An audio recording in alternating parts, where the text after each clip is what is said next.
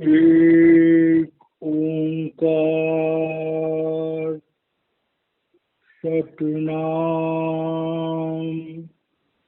करता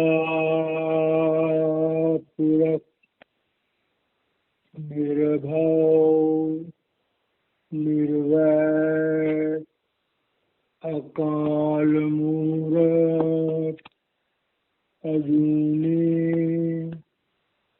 सैभं गुरु प्रसाद जप आदि सत जुगादि सत है भी सत नानक होशी भी सत। सच्चे पातशाह श्री गुरु नानक देव जी महाराज जी की पवित्र और अमर रक्षा जपजी साहब का मूल मंत्र है। सच्चे पातशाह उस परम पिता परमेश्वर का धन्यवाद कर रहे हैं।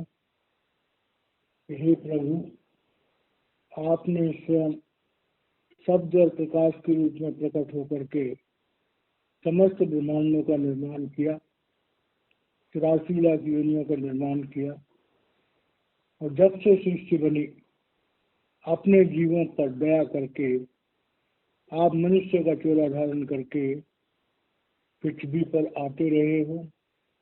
आज भी पृथ्वी में कहीं न कहीं किसी न किसी मनुष्य चोले में आप काम कर रहे हो और जब तक ये सृष्टि रहेगी आप जीवों के उद्धार के लिए इस संसार में आते रहोगे। हम आपका बहुत बहुत धन्यवाद करते हैं। आज हम लोग जपजी साहिब की 16वीं पौड़ी ले रहे हैं। ये पौड़ी थोड़ी बड़ी है, इसलिए इसको कुछ हिस्सों में इसका स्वाध्याय किया जाएगा। पंच परवान पंच प्रधान पंच पावहे नरगहि मान पंच सोहि दरराजान पंचा का गुरु एक ध्यान जे को कहे करे विचार करते के करने नाही सुमार।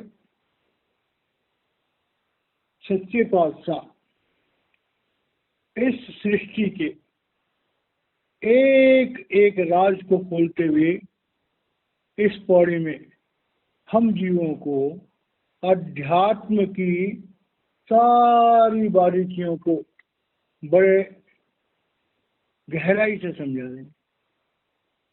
कह रहे हैं पंच परमाण पंच प्रधान। परवान कहते हैं जिससे कोई चीज बनती है, तरक्की होती है। परवान चढ़िया, अचीवमेंट, उत्पत्ति। और प्रधान का मतलब है श्रेष्ठ। तो इस बात को अगर जानना हो तो पहली अवस्था आती है कि प्रभु के घर से इस भौतिक सृष्टि में पहला है सचखंड, दूसरा है प्रब्रह्म, तीसरा है ब्रह्म, चौथा है अन्न और पांचवा है पिंड। 5 ये देश है। 5 प्रभु ने आत्मा के लिए अलग अलग स्थितियों के स्थान बनाए। पहली बात। दूसरे 5 का जिक्र आता है कि 5 भूत, क्योंकि प्रब्रह्म के देश में माया है नहीं। ब्रह्म के देश से जब रचना प्रभु ने रची तो 5 भूत पैदा किए। पृथ्वी तत्व, जल तत्व, अग्नि तत्व, वायु तत्व और आकाश तत्व। और इनके गुण क्या है? पृथ्वी तत्व का गुण है गंध, जल का है रस, अग्नि का है रूप, वायु का है स्पर्श और आकाश तत्व का है शब्द। इस सत्संग को समझने के लिए इन चीजों को बड़े ध्यान से सुनना होगा। उसके बाद हमारे शरीर में 5 प्राण हैं। पहले 5 देश आए, फिर 5 भूत आए, अब 5 प्राण हैं। हमारे शरीर में नाभि से नीचे अपान प्राण, नाभि से हृदय तक समान प्राण, हृदय पर प्राण, हृदय से ऊपर उदान और चमड़ी चारों तरफ जो है वो व्यान। तो 5 देश, 5 भूत, 5 प्राण और 5 ज्ञानेंद्रियां और 5 कर्मेंद्रियां। ज्ञानेंद्रिय कौन सी है? हमारी आंख की इंद्री, नाक की इंद्री, कान की इंद्री, जीवा की इंद्री और स्पर्श की इंद्री, ये हमारी ज्ञानेंद्रियां है। और कर्मेंद्रियां कौन सी है? हमारा मुंह, हमारे हाथ, हमारे पैर, हमारी गुदा और हमारी इंद्री। इसके बाद हमारे शरीर में 5 चक्र हैं। सबसे नीचे है मूल चक्र, जहां पर गणेश जी का वास, जहां पर पृथ्वी तत्व है। उसके बाद आता है इंद्रिय चक्र, जहां पर ब्रह्मा जी का वास, तो जल तत्व का हेडक्वार्टर। उसके बाद आता है नाभि चक्र और भगवान विष्णु का वास, वहां पर अग्नि तत्व है। फिर आता है हृदय चक्र, वहां पर भगवान शंकर का वास है, वहां वायु तत्व है। कंठ चक्र मां शक्ति का वास, वहां पर शब्द है। और छठा है आज्ञा चक्र। तो प्रभु का घर आज्ञा चक्र में है। तो प्रभु लोग प्राप्त करने के लिए हमें इन नीचे के 5 चक्रों से क्रॉस करना पड़ता है। अब जब इन 5 चक्रों को क्रॉस करते हैं तो वहां पर 5 धुनें आती हैं, 5 तरह की आवाजें हैं। उन्हें यहाँ पर डिस्कस करना उचित नहीं है। तो हमारे 5 चक्रों पर 5 अलग अलग किस्म के शब्द प्रकट होते हैं जो हमारी आत्मा को ऊपर की तरफ लाते हैं। उसके बाद 5 विकार हैं, काम क्रोध लोभ मोह अहंकार। मोह हमारे मूल चक्र पर है, काम वासनाएं हमारे इंद्रिय चक्र पर है, क्रोध हमारे नाभि चक्र पर है, मोह हमारे हृदय चक्र पर, अहंकार हमारे कंठ चक्र पर है। अब 5 गुण हैं, 5 गुण आत्मा के हैं और 5 दुर्गुण मन के। 5 गुण आत्मा के हैं, नम्रता, विरक्ति, दया, पवित्रता और दान। और 5 दुर्गुण जो मन के हैं वो काम क्रोध लोभ में अहंकार। तो इस तरह से और 5 नाम का ही मंत्र दिया जाता है। इन 5 चक्रों से क्रॉस करने के लिए, इन 5 भूतों से निकलने के लिए, मतलब पृथ्वी तत्व, जल तत्व, अग्नि तत्व, वायु तत्व में से अपनी आत्मा को निकालने के लिए, वो 5 भूतों से निकलने के लिए गुरु हमें 5 मंत्र देता है। और वो मंत्र चाहे नाम कुछ भी हो, उसमें परमात्मा की 5 अलग अलग अवस्थाओं की शक्तियां होती हैं। और उस नाम को परमात्मा स्वयं देता है, लेकिन गुरु के शरीर में बैठकर, किसी सच्चे महात्मा के शरीर में बैठकर। तो यहाँ पर श्री गुरु नानक देव जी महाराज समस्त टोटल सिर्फ एक लफ्ज बोल के 5 परमाणु, ये 5 चीजें डेवलप हुई। और वो 5 चीजें अभी आपके सामने आ गया अलग अलग किस्म में। तो ये 5 चीजें हैं अलग अलग किस्म में, 5 जितनी भी है, इनके द्वारा इस समस्त सृष्टि 5 प्रधान, इस समस्त सृष्टि में अलग अलग अवस्थाओं में ये प्रमुख हैं। और पंचे पाव ही दरगई मान। अब इनमें से दरगह का मतलब है प्रभु प्राप्ति, सचखंड। तो सचखंड हमारा जो हमारा नाम है, वो नाम जब हम भजन सिमरन करते हैं तो हमारा जो नाम सबसे नीचे वाले 5 नाम होते हैं, हम ऊपर को उठते हैं तो नीचे वाला पहला नाम दूसरे में समा जाता है, दूसरा तीसरे में समा जाता है, तीसरा चौथे में समा जाता है। जब हम भजन सिमरन करते हैं हमारी अपान वायु समान वायु में समा जाती है, समान वायु प्राण वायु में समा जाती है, प्राण वायु उदान वायु में समा जाती है, और उदान वायु आकर के आज्ञा चक्र पर आ जाती है। तो दरगई मान जो है पंच प्रधान, पंच परवान, पंच प्रधान, पंचे पावई दरगई मान। अब ये बात बड़ी गहराई से समझने वाली है। जब दरगाह कहते हैं तो दरगाह का मतलब सचखंड, उस परमात्मा का घर। लेकिन हमारे शरीर में पहले भी आया है कि जो ब्रह्मंडे सोई पिंडे जिन खोजा तिन पाया, और पीपा प्रणवे परम तत्व सदगुरु जी अलग है। तो हमारे शरीर में हमारी आत्मा का नीचे 5 चक्रों से सिमटने पर ध्यान से सुने इस बात को, हमारी आत्मा जो मन इंद्रियों के साथ फैल करके शरीर के रोम रोम में फंसी हुई है, जब हम लोग ध्यान लगाते हैं तो वो आत्मा जो हमारे शरीर के रोम रोम में फैली हुई है वो विड्रॉ होती है। और जब विड्रॉ होती है तो कहाँ कहाँ से विड्रॉ होती है? मूल चक्र क्रॉस करोगे पृथ्वी तत्व से विड्रॉ होती है, इंद्रिय चक्र क्रॉस करोगे जल तत्व से विड्रॉ होती है, नाभि चक्र क्रॉस करोगे अग्नि तत्व से विड्रॉ हो जाएगी, हृदय चक्र करोगे वायु तत्व से विड्रॉ हो जाएगी, और कंठ चक्र में आओगे तो वहां शब्द के साथ कांटेक्ट होगा, और तब हम आगे चक्र पे आएंगे। तो ये जो वर्णन है, पहला वर्णन है इस मनुष्य शरीर में जो हमारा आज्ञा चक्र है, वहां पर परमात्मा का निवास है। क्योंकि लोग सोचते हैं कि परमात्मा कहीं सचखंड, कहीं करोड़ों मील दूर होगा सचखंड। वो सचखंड हमारे इस मनुष्य शरीर के अंदर ही है। इसी को नर नारायणी देह कहते हैं।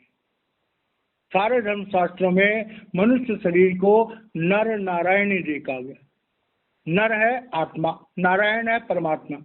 तो आत्मा और परमात्मा दोनों ही इस मनुष्य शरीर में विराजमान है, लेकिन आत्मा की अज्ञानता के कारण से वो अपने इस शरीर में बसे हुए परमात्मा को नहीं मिल पाती।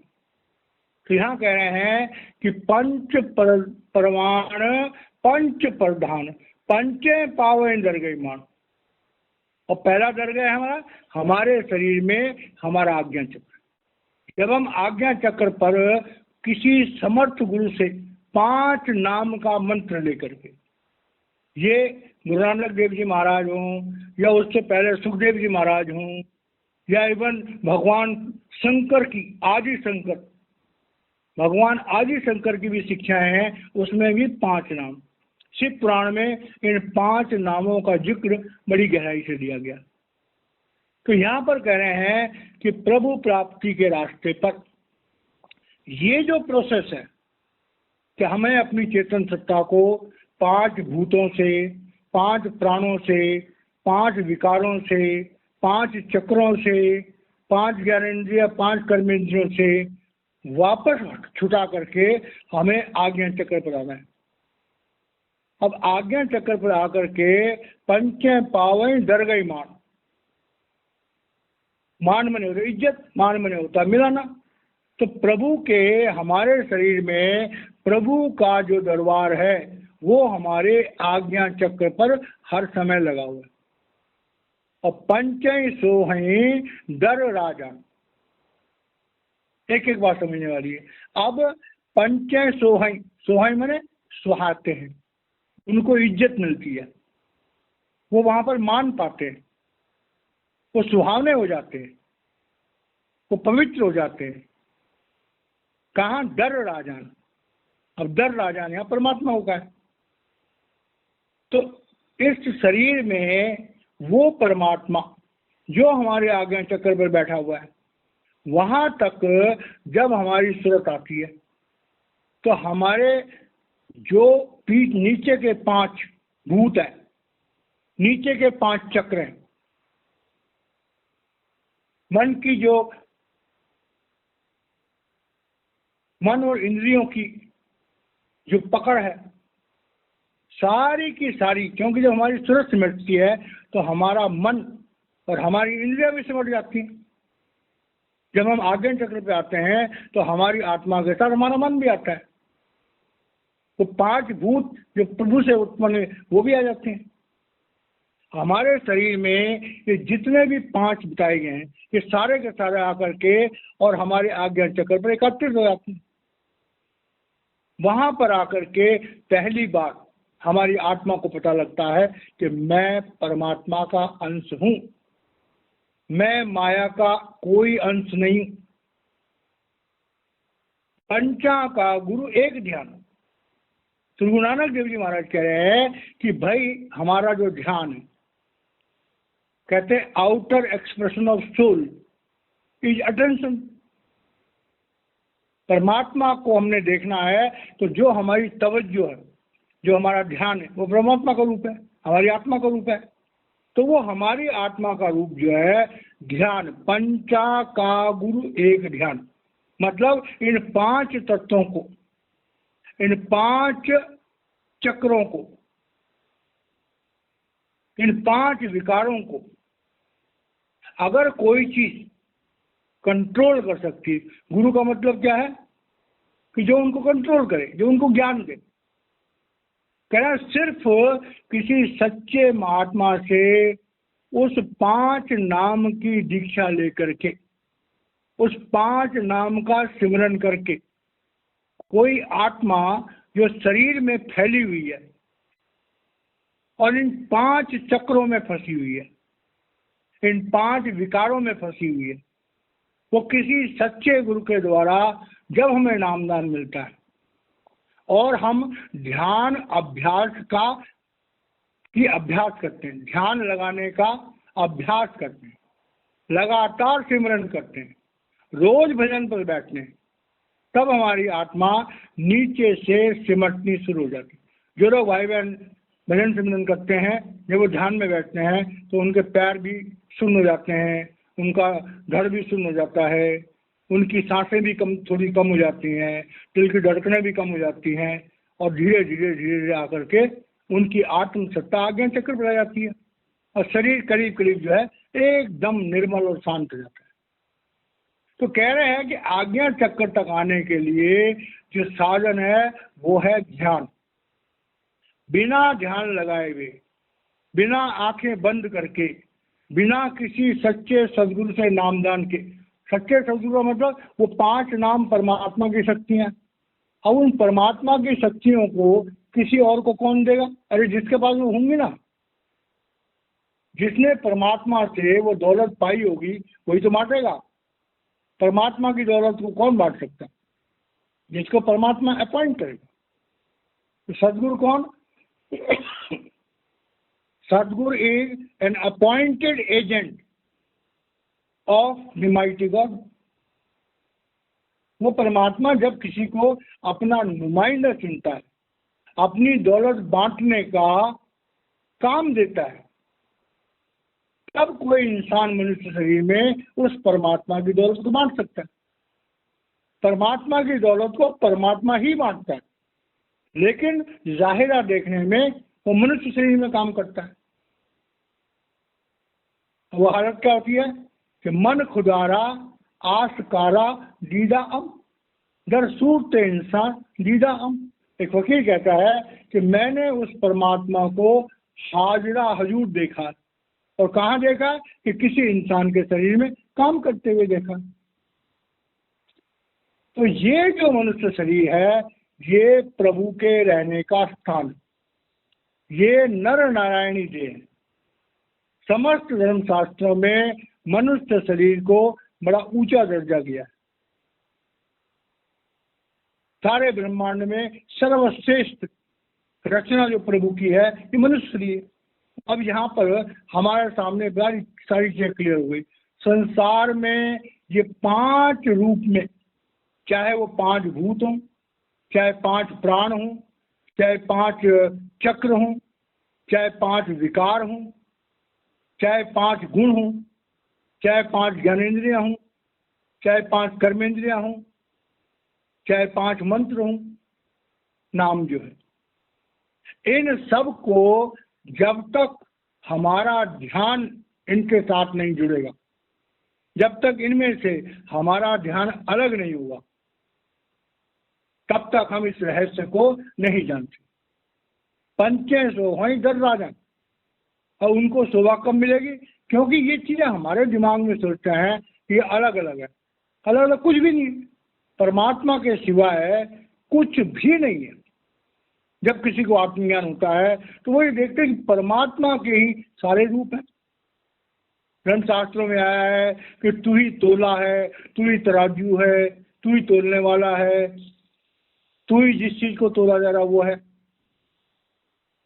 तो इस तरह से जब हम धर्म शास्त्रों को पढ़ते हैं तो हमें उनका मतलब समझना चाहिए। फिर दोबारा से होता है पंच परमाण। परमाण माने जिन चीजों से क्रिएशन हुई, उनमें सर्वश्रेष्ठ है पहले 5 भूत, पंच प्रधान। अब 5 भूत बने, 5 ज्ञानेंद्रियां बनी, 5 कर्मेंद्रियां बनी, 5 चक्र हैं, 5 स्पेशल शब्द भी हैं। रूहानियत में 5 पंच नाम धुनकार और पंच हैं सोहई दर राजन। हमारी आत्मा का क्या काम है? गुरु का क्या काम है कि हमारी आत्मा को तवज्जो दे करके और इन 5 भूतों से, 5 चक्रों से, 5 विकारों से, 5 इंद्रियों से उसको छुड़ा करके और आज्ञा चक्र पर आना, और वो परमात्मा जो राजाओं का राजा है वहां तक पहुंचना। लेकिन इन सारी चीजों में से हमारी आत्मा को छुड़ा करके अगर कोई शक्ति आज्ञा चक्र पर ला सकती है तो वो है गुरु के दिए हुए मंत्र, गुरु के दिए हुए जो नाम है, पहले उसका सिमरन करके उसे फलीभूत करना।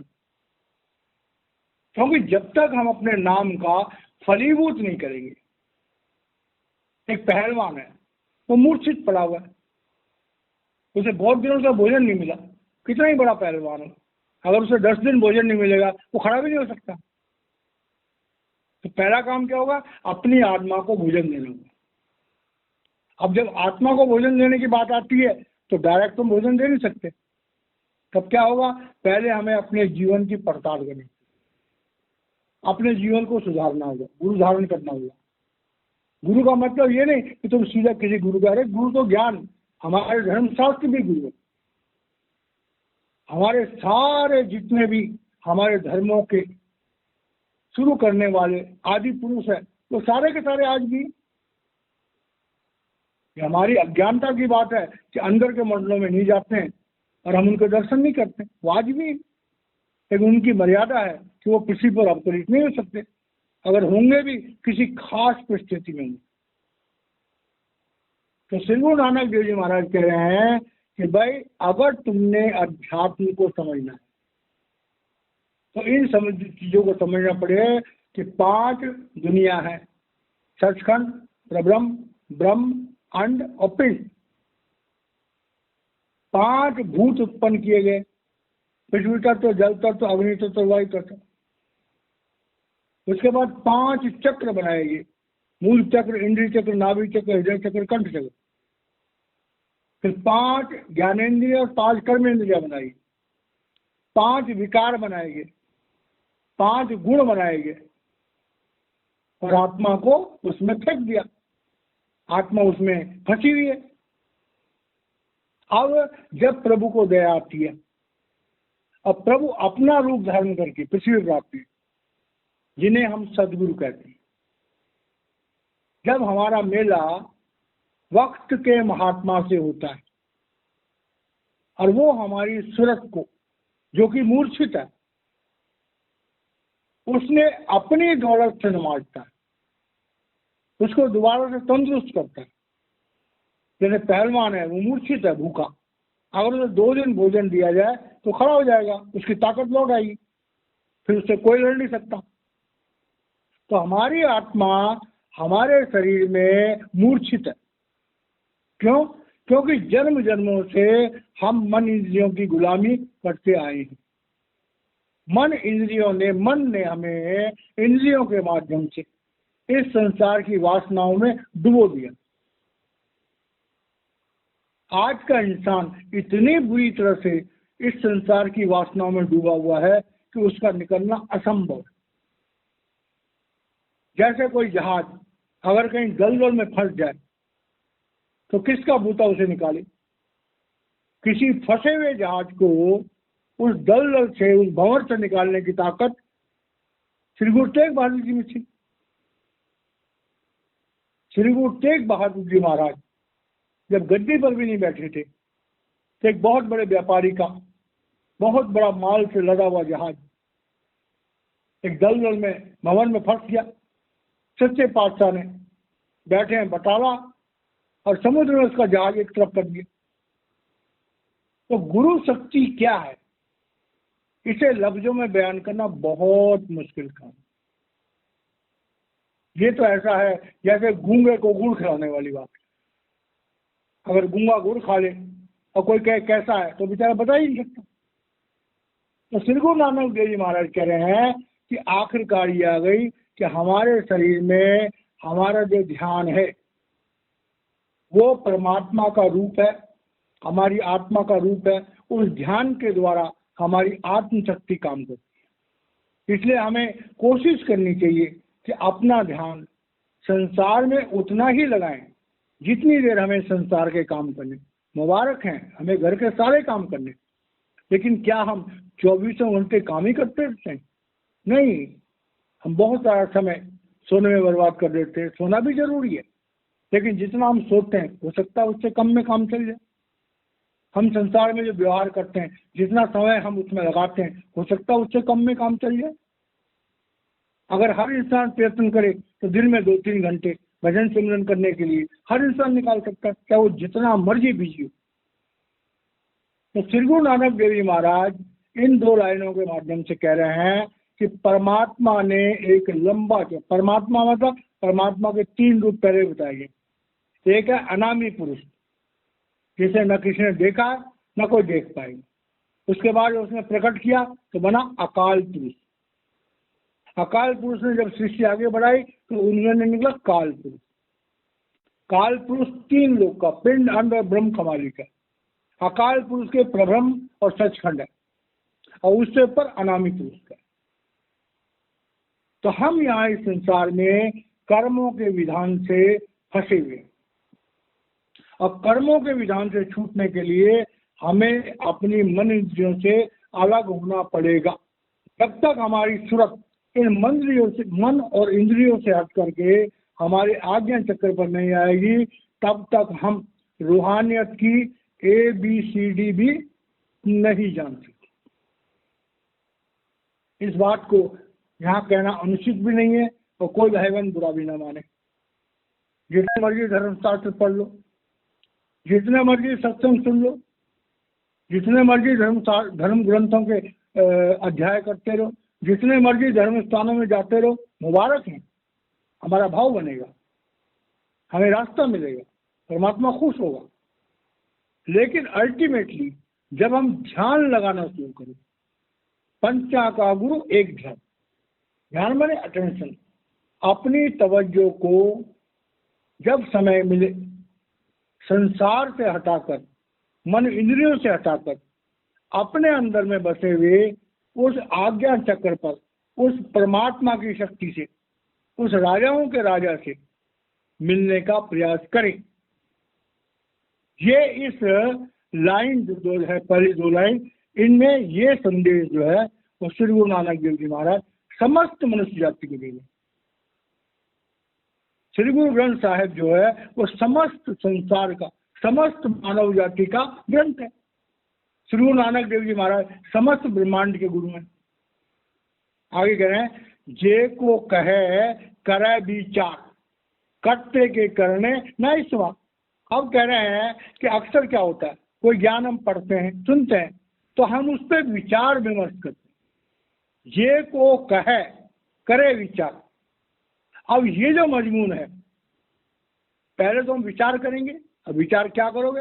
धर्म ग्रंथों को पढ़ लो, चार सियाने आपस में मिल करके चर्चा कर लो। लेकिन जब एक बात आएगी, क्या तुमने प्रभु को देखा?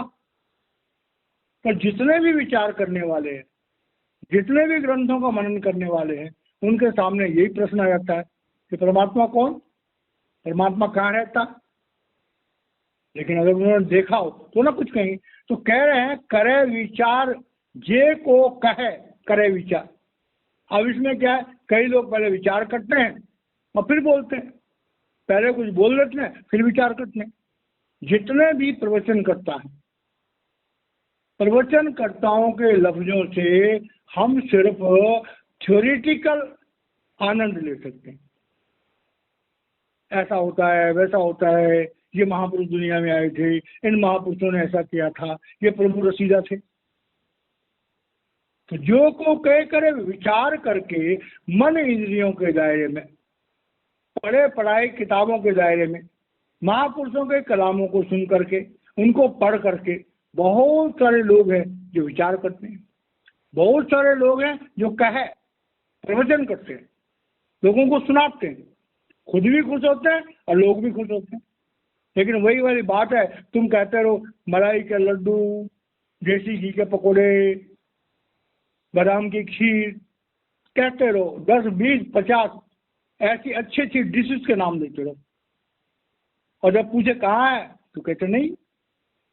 तो इसी तरह से धर्म चर्चाएं अगर हम रात दिन करते हैं, रात दिन गुणगान करते रहे, जब पता लगा कि वे खिलाओ, तो क्या होगा? इकबाल एक शायर है, वो क्या कहता है कि न खुद पियो न किसी को पिला सको, क्या बात है तुम्हारी शराबे तुहूर की। इस्लाम में आता है कि शायद उनका जो अंदर का बहिष्ठ है, बागे बहिष्ठ, जहाँ पर परमात्मा की सत्ता काम करती है, वहाँ एक अमृत पिलाया जाता है। तो कह रहे हैं धर्म प्रचारक जो है उस अमृत की बातें तो बहुत करते हैं, न खुद उन्होंने कभी वो अमृत पिया होता है और न वो किसी को अमृत पिला सकते। मेरे गुरुदेव बार बार कहा करते थे कि हमने भी जाके देख ली अहले खिरत की रह गुजर, सोए वे से राहर होए वे शराब। कहना बुद्धि के पहलवान, बाहरी जो हमारा अपरा विद्या का रास्ता है, इसमें क्या हाल है? जब मैं वहां गया तो मैंने देखा कि जो तो यात्री है, जो तो धर्म के रास्ते पर चलने वाले हैं, वो तो मन इंद्रियों के घाट पर सोएंगे, दुनिया के लज्जतों में खोएंगे। और जो प्रचारक हैं, जो परमात्मा का गुणगान करते हैं, वो कहते हैं वो खुद ही खोए हुए, उनको खुद ही नहीं पता कि परमात्मा कैसे मिलता है। यहाँ पर कह रहे हैं कि जे को कहे करे विचार, करो विचार करो, सुनो पढ़ो बोलो, लेकिन कर्तव्य के करने ना ही सुबह। श्री गुरु नानक देव जी महाराज कह रहे हैं कि वो जो कर्ता पुरुष है, वो जो एक ओंकार कह रहे हैं, उसका कोई शुमार नहीं है, उसका कोई अंत नहीं है। उसके भेद को पाना मन बुद्धि के दायरे में कतई भी संभव नहीं। जब वो उस सचखंड से स्वयं पृथ्वी पर आता है, मनुष्य का चोला धारण करता है, देखने में मनुष्य रखता है, और हम लोग क्या होते हैं, जब तक कोई गुरु शरीर करके दुनिया में होता है, बहुत कम लोग उसको मानते हैं। जब वो चोला छोड़ देता है तो उसको मानने वाले बहुत सारे जाते हैं। भगवान कृष्ण ने गीता में बड़ा दुखी होके कहा कि अवजानन्ति मामूढ़ा मानुषे तनुमाश्रितम परम भावम अजानन्तो मम भूत महेश्वरम। भगवान कृष्ण कहते हैं अर्जुन को, अर्जुन दुनिया के लोग बड़े पागल हैं, मुझे मनुष्य के चोले में काम करते हुए मुझे मनुष्य ही समझते हैं, और मेरे अंदर जो परमात्मा है न उसको जानते हैं न उससे फायदा लेते हैं। तो महापुरुष जब दुनिया में आते हैं तो वो देखने में इंसान होते हैं, वो cup bearer of divine nectar, वो अमृत के छलकते हुए प्याले होते हैं, उनके अंदर से अमृत छलक रहा होता है। तो जो नजदीक जाएगा, श्रद्धा रखेगा, वो अमृत पी लेगा। तो श्री गुरु नानक देव जी महाराज यहाँ कह रहे हैं कि वो परमात्मा जिसने सृष्टि बनाई और इतनी चीजें जो भी डिस्क्राइब की गई हैं, इनके द्वारा हम आज इस पिंड के देश में, लेकिन इस पिंड के देश में मन इंद्रियों के दायरे में कुछ कहना संभव नहीं है, कुछ विचार करना संभव नहीं है। और जो अगर विचार करने की कोशिश भी करता है तो उसे यही समझ में आता है कि वो परमात्मा अनंत है, अनंत है, अनंत है। तो इस तरह से श्री गुरु नानक देव जी महाराज हमें इस जप जी में एक एक पौड़ी में समस्त सृष्टि के समस्त राजों को खोल खोल कर समझा दे। तो ये हमारा 16वीं पौड़ी का पहली 3 लाइनें हुई है। तो यहाँ पर हम वाणी को विराम देते हैं और जो आगे का है उससे हम कल करेंगे। और मैं सब भाई बहनों का बड़ा धन्यवाद करता हूँ कि उनकी जो श्रद्धा है, उनकी जो भावनाएं हैं, उनकी जो प्यास है, सच्चे पातशाह उनकी प्यास बुझाने के लिए एक एक राज को खोल रहे हैं, जिससे हम अपने मनुष्य जीवन के एक एक राज को समझ जाएं। रूहानियत कोई कथा नहीं है, रूहानियत कोई अंधविश्वास नहीं है। रूहानियत तो जैसे साइंस का प्रैक्टिकल होता है कि H2O का मतलब वाटर, एक आदमी करे या 1 लाख आदमी करे, रिजल्ट एक ही निकलेगा।